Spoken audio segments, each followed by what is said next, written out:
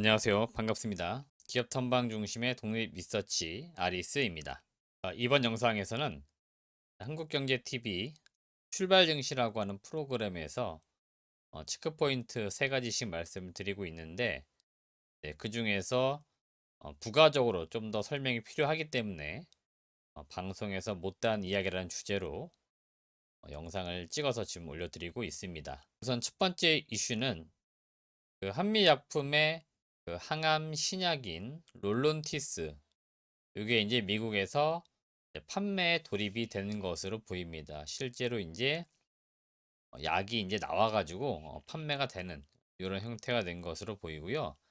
미국 내에서 상품명은 롤베돈이라고 지금 부르고 있습니다. 그래서 이 내용이 어떤 건지 다시 한번 좀 정리를 해드리면은, 우선 미국의 스펙트럼이라고 하는 제약사가 되겠죠. 이 제약사가 있고, 한미약품이 기술을 이제 수출한 이제 항암 신약 롤론티스라고 하는 신약이 있습니다. 이게 미국 FDA로부터 시판 허가를 받아서 미국 전역에 출시했다라고 이렇게 보도가 된 것으로 보이고요. 롤론티스는 항암 화학 치료를 받아서 백혈구 내에 호중구가 비정상적으로 감소한 환자를 치료하거나 또는 예방하기 위해서 개발된 바이오 신약입니다. 2012년도 스펙트럼의 기술을 수출한 다음, 통상 우리가 라이센스 아웃이라고 부르는데, 이 라이센스 아웃을 한 뒤로 공동 개발을 꾸준히 진행을 해 왔습니다. 그래서 지난 9월 달에 미국 FDA로부터 시판 허가를 받은 거고요. 이제 시판 허가를 받았다는 것들은 약으로서 이제 정식적으로 판매할 수 있는 단계까지 왔다, 이렇게 보시면 되겠고, 이번에 제품이 출시가 되었다, 이렇게 보시면 되겠습니다. 이게 나름대로 좀 의미가 있는 거는, 한미약품이 개발한 신약 중에서 FDA 시판 허가를 받은 첫 제품입니다.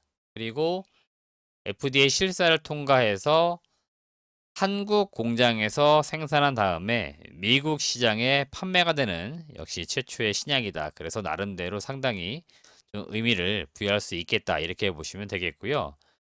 미국의 호중구 감소증 치료제 시장은 약 3조 원 정도의 시장 규모를 갖고 있다라고 합니다. 그래서 한미약품이 이제 현재 파트너사인 스펙트럼과 함께 결국 시장 점유율을 늘려가야 되는 이제 그런 단계에 놓여 있다, 이렇게 보시면 되겠습니다. 그래서 의약품 출시에 따라서 향후에 한미약품은 장기적으로 로열티 매출이 좀 기대가 된다, 이렇게 보시면 되겠습니다.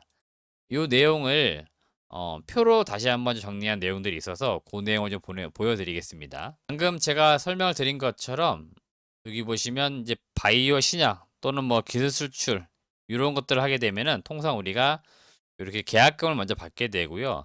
계약금을 받은 이후에 임상 이제 단계에 따라서 이런 식으로 뭐 전임상 또는 임상 같은 경우에는 뭐 1상, 2상, 3상 단계별로 기술료라고 해서 마일스톤 이걸 좀 받게 되는 거죠. 그리고 품목 허가 신청을 했었고 또 허가 완료까지 온 단계입니다. 그래서 지금 한미약품의 롤런티스는 여기 단계까지 온 거고요. 이제 품목 허가, 약이 이제 나왔기 때문에 약이 이제 얼마나 매출이 나오느냐, 그에 따라서 일정 비율로 이제 돈을 받게 되는 거죠. 그래서 로열티에 관련된 매출이 이제 기대가 되는 시점이 바로 지금 시점이다, 이렇게 보시면 되겠습니다. 그래서 롤런티스는 2012년부터 해서 기술을 수출한 다음에 요 단계까지 온 겁니다. 거의 10년이 걸린 거죠. 그래서 10년이 지나서 드디어 이제 약이 판매되기 시작을 했다, 이렇게 보시면 되겠습니다. 그래서 향후에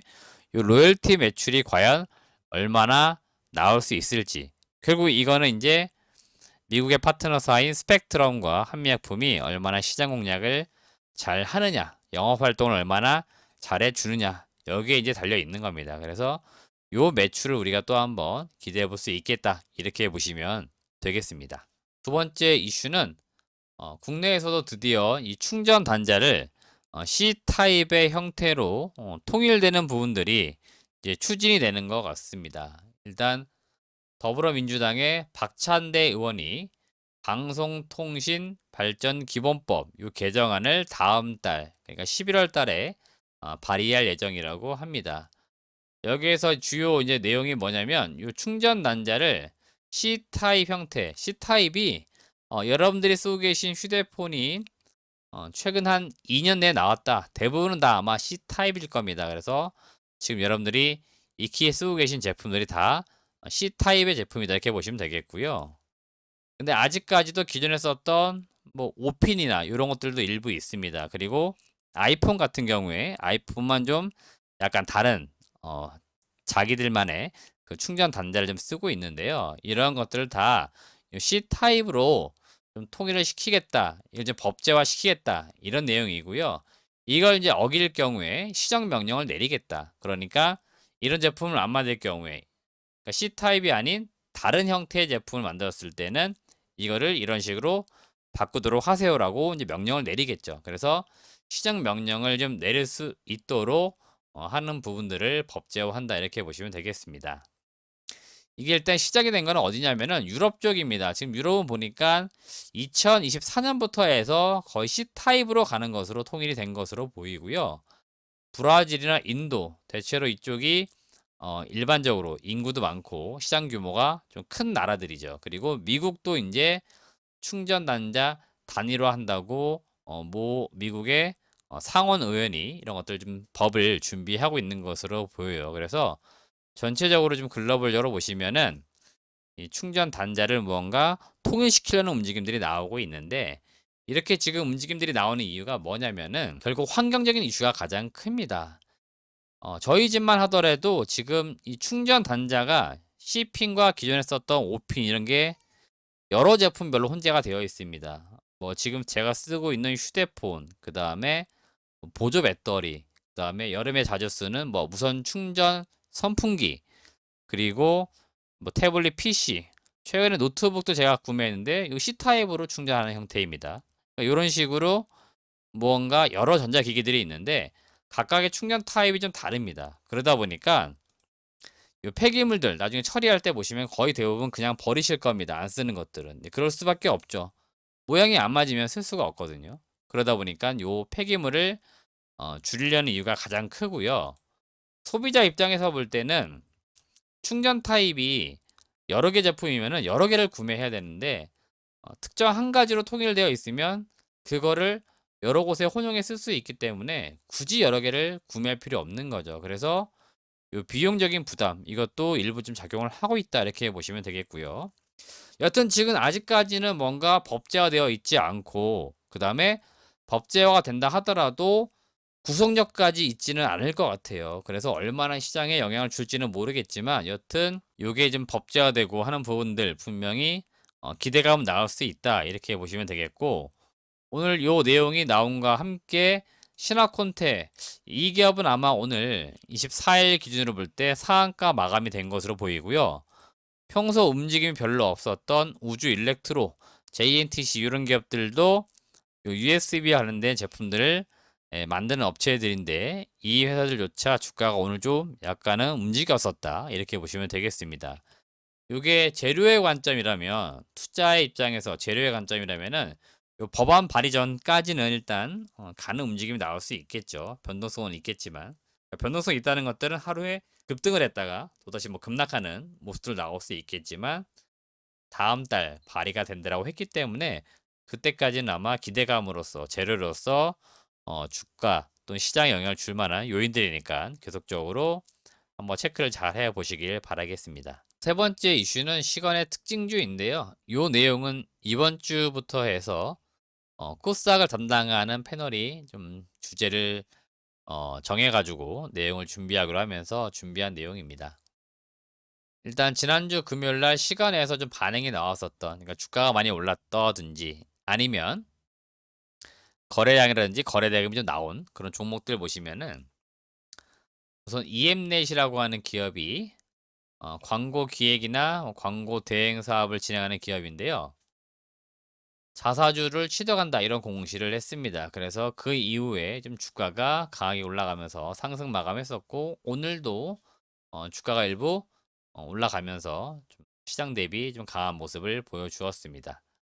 두 번째는 모비스라고 하는 기업인데 가속기, 핵융합 사업 이런 사업들을 영위하다 보니까 시장에서는 원전 관련된 기업으로 좀 익히 알려져 있다 보니까 그런 테마 속에서 변동성이 나온 것으로 보이고요.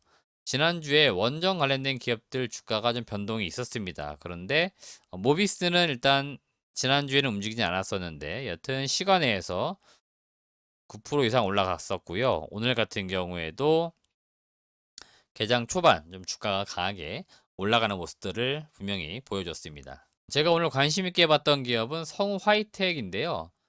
시간 외에서는 플러스 한 5.8 정도 올랐었는데요. 자동차 부품 제조업체이고요. 10월 14일부터 해서 주가가 좀 변동이 있습니다. 지금 하방에서 상승으로 좀 전환된 모습을 보이고 있는데 세계 최초로 전기차용 배터리를 보호하는 복합 소재를 개발했다. 그리고 이 개발한 소재를 일부 현대 기아차, 양산 차종에 적용을 시키고 있다. 이런 소식이 전해지면서 주가가 좀 올랐었는데 오늘도 비교적 시간에서 올랐던 것보다는 강하게 좀 많이 올랐었다. 이렇게 보시면 되겠습니다. 하락 종목들 같은 경우에는 사실 SBB테크, 청담글로벌, 한국패키지 이런 기업들인데 우선 뭐 시간 외에서 뭔가 뉴스가 나왔다든지 특별한 이슈는 없었습니다. 그런데 요 기업들이 대체로 시간에서 한 3% 정도 많이 이제 빠진 편인데 뭐 그렇게까지 많이 빠진 건 아니고요. 일부 대부분의 종목들이 차익 실현 때문에 빠졌다 이렇게 보시면 되겠습니다. 그래서 장중에 올랐었던 기업들 대표적으로 청담글로벌이 금요일 시장에 한 9% 올랐다가 시간에서 3% 빠지면서 차익 시장 물량이 나왔다 이렇게 보시면 되겠고 한국 패키지 역시 금요일 시장에서 주가가 한 19% 정도 올랐었습니다. 그러다가 시간 외에서 한 3% 정도 하락을 하면서 좀 차익 실현이 일부 나왔었다. 그래서 시간 내에서는 이런 종목들이 비교적 빠진 편이다. 이렇게 보시면 정리가 될 것 같습니다. 오늘 시장 공략주는 대덕전자 말씀을 드렸는데요. 대덕전자는 제가 사실 뭐 작년에도 많이 말씀을 드렸었고요. 올해도 이제 연초, 그 다음에 상반기만 하더라도 주가가 좀 강했습니다. 그래서 올해 나름대로 좀 주가가 좀 강하게 더 갔으면 했었던 바람이 좀 있었던 기업 중에 하나인데 지금 여튼 주가는 좀 다시 밀려서 한 24,000원, 뭐 25,000원 이렇게 좀 빠져 있습니다. 어떻게 보면은 다시 좋은 매수 기회가 왔다. 그렇게 볼 수 있고요.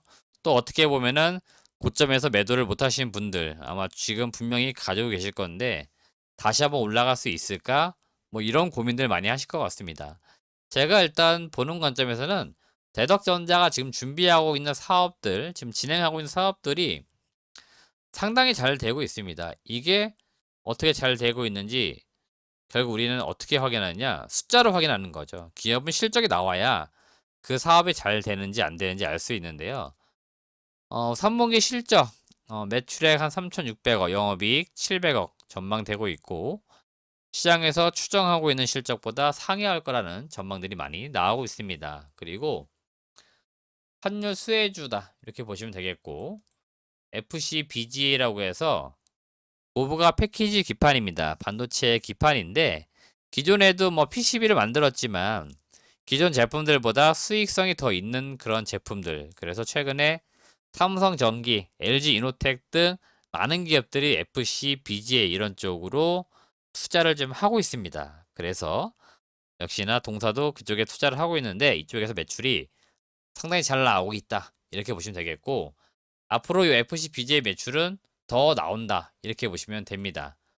우선 공장을 지금 계속해서 증설을 하고 있는데 23년도 1분기 정도면 지금 현재 증설 진행 중인 것들 완공이 예정이 되어 있고요. 요 매출이 나오기 시작을 하면서 전반적으로 23년도에 비메모리 패키지 기판 매출이 50%를 넘어설 것으로 예상이 되고 있습니다. 전장이라든지 AI 이런 쪽으로 매출이 많이 나오면서 고부가 반도체 패키지인 FCBGA 매출이 계속해서 좋아지고 있다.